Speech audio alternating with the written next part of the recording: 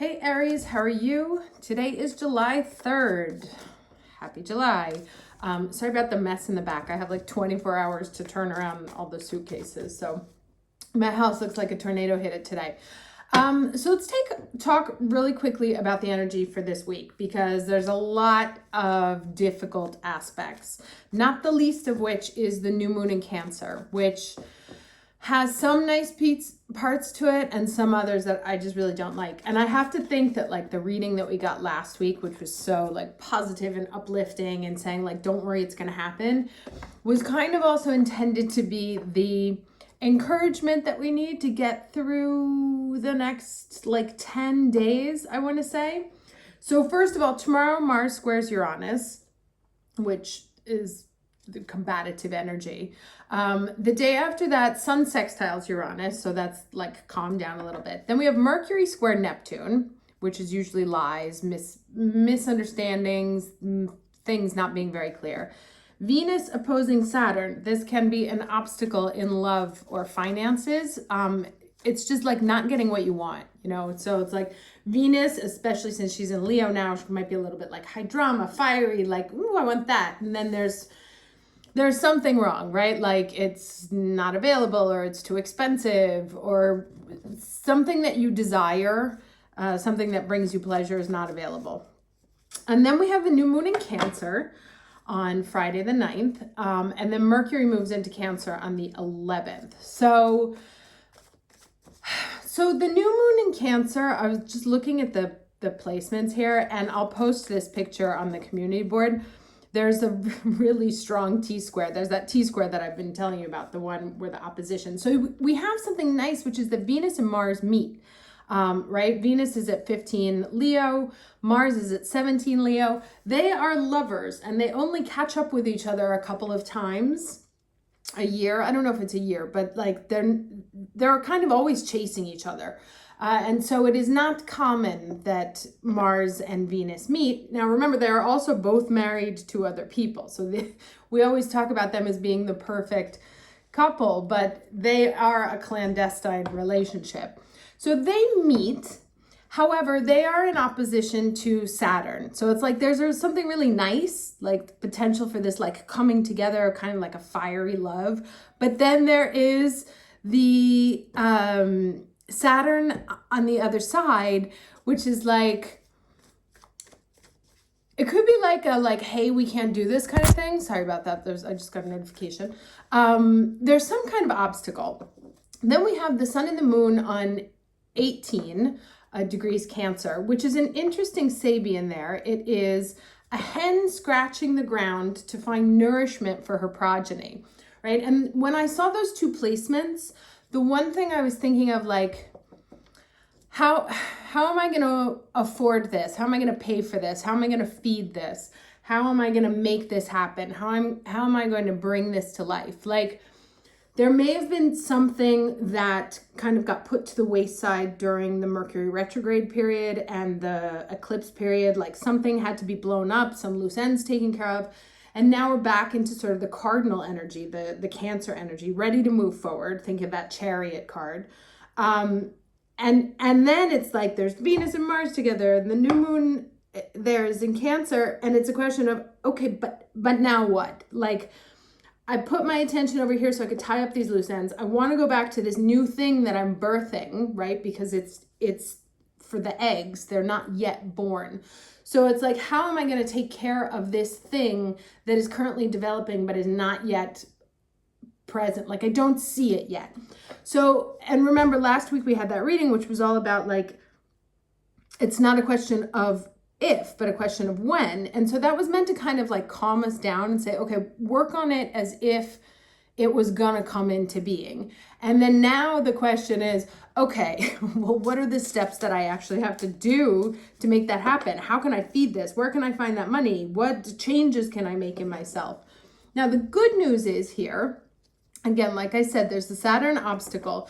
Saturn is making a nice aspect to the nodes. So whatever he's going to block in terms of what it is that you want is for your own good. We know we don't like we don't like things getting stuck in our obstacles being thrown in our way, but whatever it is for your own good. And there is a sextile from Uranus to the moon here. So when the moon and Uranus touch, it can be very volatile, but this is a pleasant connection. So those are like I said, there's a bad piece, but there's good things about it. Anything that's like, sorry, the only word that comes to my mind is wherever you get cock blocked is for your own good and is ultimately for your own also emotional stability. That's that sextile between Uranus and the moon and the sun. So it's ultimately going to benefit you from going off the rails.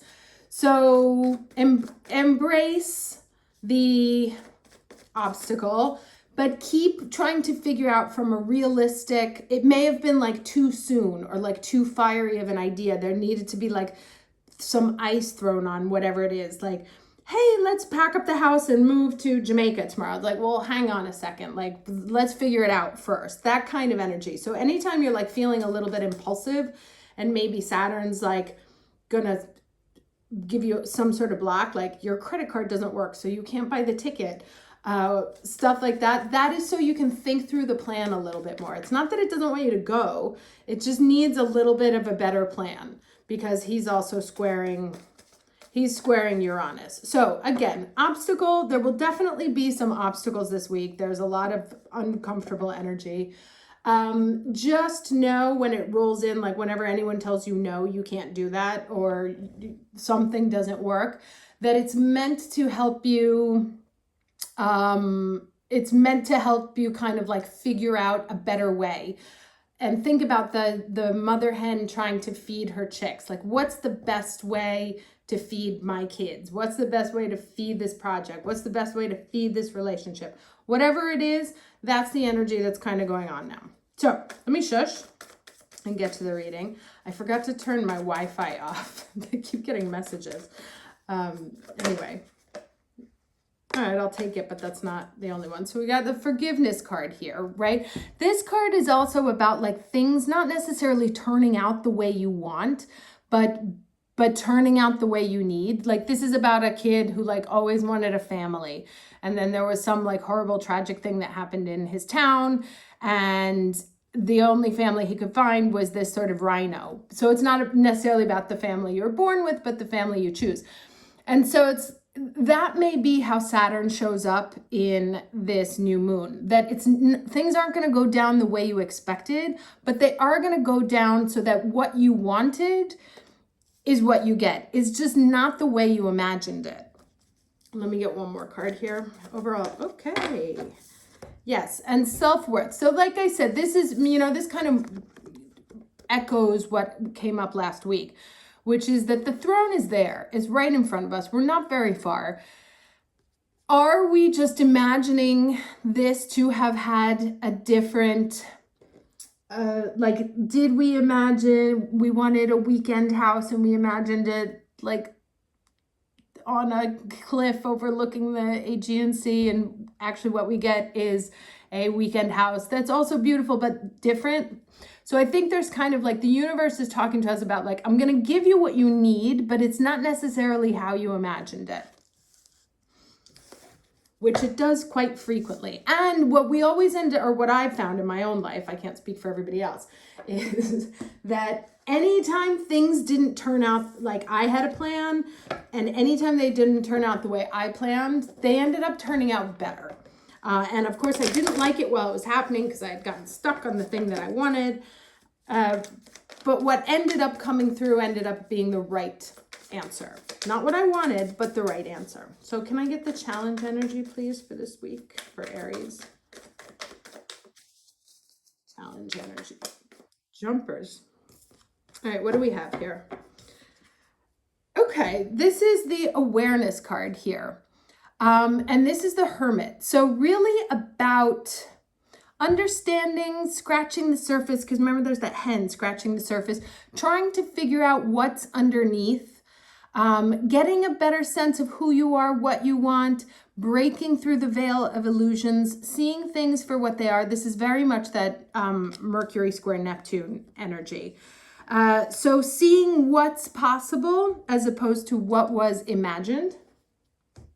Maybe getting a more concrete idea on how things could ultimately turn out, as opposed to just, you know, it's like in the process of breaking the illusion, it creates the way for concretization, because it takes it out of the realm of dreams and into the realm of reality. And sometimes, so I used to work in production, and we would have a script, and this is like how we think it's going to be. And then you actually get into the shooting, and the actress you wanted isn't available, and the place you wanted isn't available, but there's this other one, and oh, it has that beautiful wall. So it's like working with what you have to match it. And ultimately, it may not have been what you projected at the beginning, but it works out just as nicely, and sometimes even better. So that's kind of the process, right? And it's been iterated a few times, so I feel relatively confident that that's the message this week. Can I get the lesson, please? For Aries. Okay. And this came up last week too. This is Freya, the cycles, right? Things, there's a beginning within every ending. Illusions are revealed and released. So it's the Mercury retrograde made us very clear on the truth. And now it's a matter of us making that truth happen. Instead of continuing to build off an illusion, now we're actually building something real, because we've given up the illusion. Okay, and this is interesting. So this is a leg up. This is a 7. So here's that number repeating, which is a spiritual number. But this also talks about this. It sort of echoes that the hen feeding the child, nurturing, helping. How do we nurture this? How do we help this grow? How do we grow this situation so that it becomes something better, important, beautiful? You know, treating the thing in your life, whatever it is that you're trying to work out, job, relationship, self-healing, whatever. How do we nurture this into being? Okay, and very interesting. I told you, remember, there was going to be some realization that Saturn was going to take it away from you. And here we have 2 7s and a 6. Not for you. So if you lose something, if it gets blocked, if it gets taken away, it's a gift, right? That's the way it was supposed to go. And so you may get some realization on that this week. Yeah, I was just looking to see if the card that fell was anything. It was the 2 of Pentacles, right? So where you were sort of confused, right? Trying to figure out your next move, because that's a chess game there. What do I do next? Some play will make it clear what you're not to do. What is not your next step.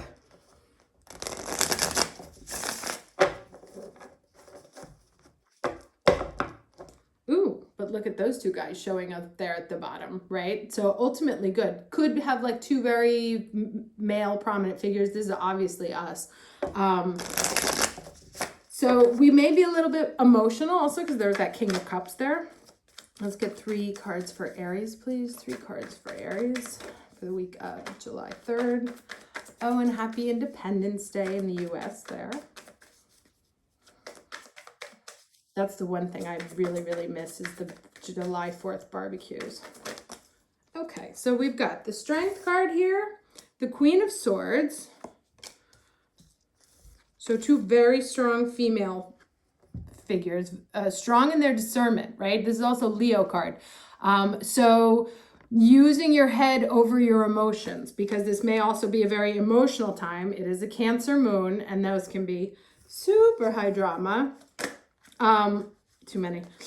So it's really like about using your head this week. And being very concrete, again, not being emotional. Let me go pick that up. Cards are flying out so you can see the full extent of my mess. Wheel of Fortune. So something turning around, right? 2 major arcanas here. Wheel of Fortune and Strength card. Figuring out what the next move is, right? So things become things become very clear here. There's a breaking through of this illusion with the Neptune retrograde, the Neptune square Mercury. Illusions are starting to be revealed, right? It wasn't necessarily what you thought it was, but it doesn't mean you're not going to get what you want, right? That's what this card is about. Your original plan or the way you thought it was going to work out, it doesn't go that way, but it doesn't mean it's not going to end up with you getting what you want. It's just going to look a little bit different. And in the meantime, once you sort of figure out or find out what it is that isn't for you, which is always an important step in understanding what is for you, get to yes through no, then it is about really being concrete, objective in what do I need to do to take care of this? What is required from me to nurture this small being into something strong and powerful? And this may be yourself. How do I nurture myself into feeling strong after such an emotional, turbulent time? Or how do I nurture my startup into something that can be, not make it emotional? Maybe it's not going the way I wanted to. Instead of giving into my emotions and feeling bad about it, just really being like, okay, what has to happen in order for this wheel to turn around, right? What are the necessary steps? Where do I find this food to nourish them? Is it emotional food? Is it financial food? Is it energetic food? And I say all those because of the Mars and the Venus. So figuring out what is necessary to take it to the next level, right? So breaking through illusions, seeing the thing for what it is, understanding that if it goes away or if it doesn't work out the way we planned it to, that's supposed to happen. It's putting you on the right path. And then with the information that you have, with the illusion exposed, revealed, to have a very sort of rational and calm, non-Leo method of metabolizing it and thinking, okay, how do I nurture this? It isn't necessary, this is going to sound really mean, but it isn't necessarily the child I wanted, right? This isn't necessarily the family this child wanted, but it's the child I have. So how do I nurture this into being? Might not be the relationship I imagined, but could it be right for me? Now, I also want to put like a little asterisk here because I see these readings are general. They are obviously not applicable to everyone. If you are being hideously treated by someone who is a narcissistic pig, female or male, then no, you don't hang on to them. You let them go. So, I'm a little bit of like also realistic. These are not meant to be encouraged. Oh, you're in a horrible relationship. The person is treating you terribly. You feel bad all the time. Stay with them. That's why I never do love readings, because you can end up staying in a relationship you're not supposed to be in because you find messages in there that aren't for you. So if you are in an abusive relationship where you do not feel good all the time, that is not for you. And it is more about how you nurture yourself. How do you give yourself the love that you are looking for in the other person? How do you give yourself a leg up? How do you recognize your own self-worth, that you actually do deserve something better? And these are tied, so even for people who aren't dealing with relationships like that, it's very much about giving us what we deserve. Yes, it wasn't what we imagined, but it doesn't mean there isn't something awesome around the corner, actually, that's been taken away so we can find something better, right? So we can push this into something better. Now we just have to figure out, with this sort of like embryo that we have in front of us, or something at an embryonic stage, how do we nurture it into being? What are the concrete steps, the earthly material things that need to happen in terms of energy, 3-degree energy, money, action, steps, whatever, to get this moving and start spinning in a new direction. Okay, let's get some advice, and then I'm going to say goodbye. I still haven't figured out, obviously my setup will change when I'm at the beach, because I'm going to take less decks with me. So hopefully that won't be a problem. So until September, they'll be a little bit different. All right, can I get some advice for Aries, week of July 3rd? Advice for Aries, week of July 3rd. They keep flying out. Okay, so Archangel Raphael and Malachite. And this is grace for the grand gesture. Now this is a 6 as well, which echoes this not for you. And they're both sort of pink here. So let's see what this says.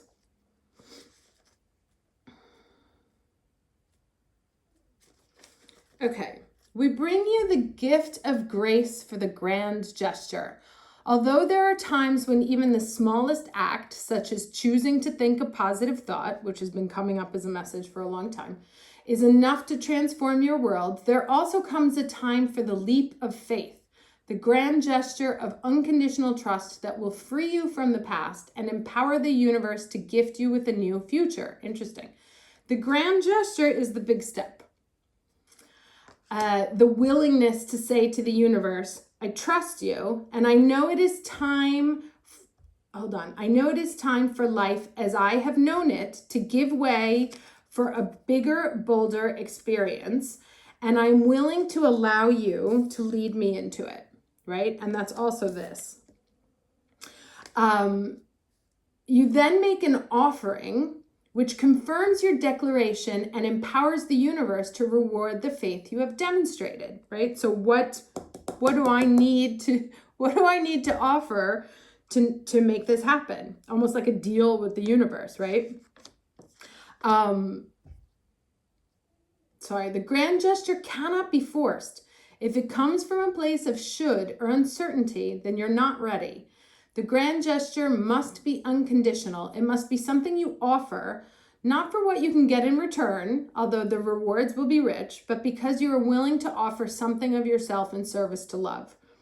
And that's kind of like this, we're, as parents, anyone who has kids, we don't do things for our kids because we're like, I'm going to feed them and grow them today so that like eventually they'll take care of me, or because I want You do it freely. You care for your children freely. You want them to be happy, to be healthy. You would put yourself in in harm's way before they would be harmed.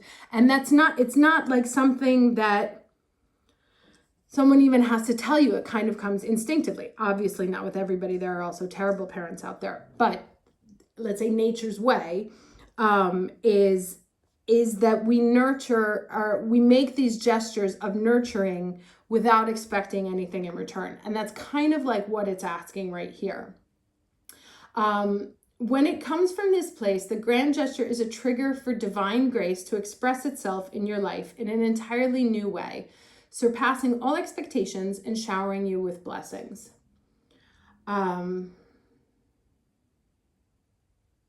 All right, I'm going to read this because it just kind of jumped out at me.